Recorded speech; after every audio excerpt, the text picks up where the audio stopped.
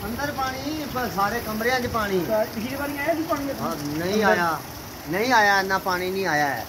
ये पानी क्यों आ रहा है? वो उतो सट पैंदी है ना, पानी अगे खिलर जाता सी, हुण पानी इधर आ रहा और दिल्ली वालियां दे अंदर पानी, बर्फ खाने दे अंदर पानी।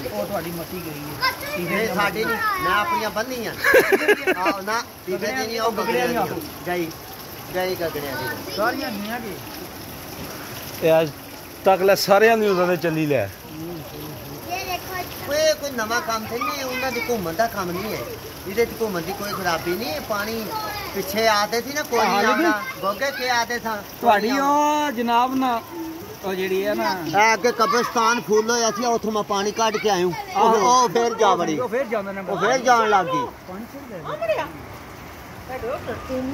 दाही मारा ओ गए गगड़ियां दा डंडा, ओए ए फड़ लेना चाहिए। ओ गई या बालिया, ओ डंडा गई आपू डुबना जान दे उरा मार पानिया छल ए मार उरा किटना लग जानी आ गई ਆ ਭਾਜੀ